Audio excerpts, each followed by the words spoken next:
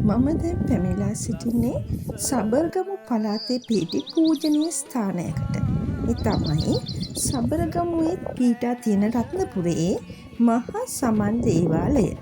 මහා සමන් දේවාලය රත්නපුර නගරයට නුදුරු දේවාලගම ග්‍රාමයේ තමයි පිහිටලා තියෙන්නේ. මුල් කාලයේදී සිරිපා මළුවේ පිහිටි බවට සාක්ෂි අතීත තොරතුරු වලින් හෙළිවෙනවා.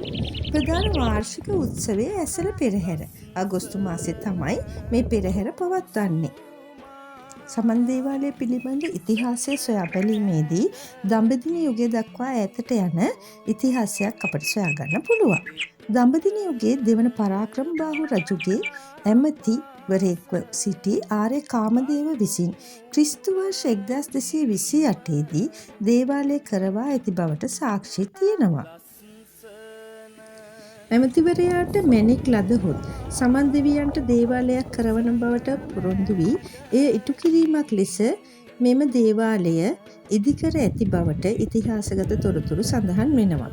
පෘතුගීසි ආක්‍රමණ වලින් විනාශ වීමෙන් පසුව නැවත දෙවන රාජසිංහ රජු විසින් එය ප්‍රතිසංස්කරණය කර නිමවා ඇති බවට සාක්ෂි තියෙනවා. ලස්සන කුසුමා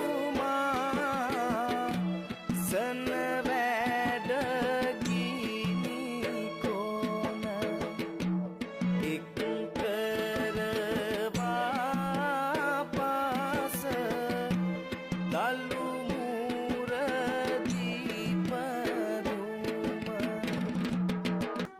ඉතිහාසගත තොරතුරු විමසා බැලීමේදී සබරගමු නර්තන කලාව හා සමන් දේවාලය අතර ඉතාමත් ළඟ සම්බන්ධතාවයක් දක්නට ලැබෙනවා. ඒ වගේම සබරගමු මහා සමන් දේවාලයේ පවත්වනු ලබන වාර්ෂික පෙරහැරේදී වැඩි වශයෙන් දක්නට ලැබෙන්නේ සබරගමු නර්තන සම්ප්‍රදායට අයත් නර්තනාංග.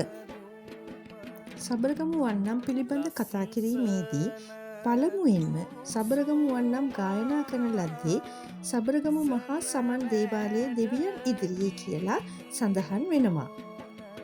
ඉපෙරණි සබරගමු වන්නම් පෙළක් මුල් වරට හමුවන්නේ 1864 දී. කලවානේ ධර්මාලංකාර අතපත්තු මුදුලි විසින් පුස්කොළ පොතක් ආශ්‍රයෙන් කරන ලද සංස්කරණයක ඒ බව සඳහන් වෙනවා. එහි වන්නම් 36ක් තිබූ බවත් සඳහන් වෙනවා. ඉන් අනතුරුව ලිඛිත වන්නම් පෙළක් පිළිබඳව සඳහන් වන්නේ 1908 දී. ආසියාතික සංගමයේ ලංකා ශාඛාවේ මහවැල තැන්නේ බණ්ඩාරයන් විසින් කරන ලද දේශනයක් ඇසුරෙන් මුද්‍රණය කළ සංගරාවක ඒ බව සඳහන් වෙලා තියෙනවා.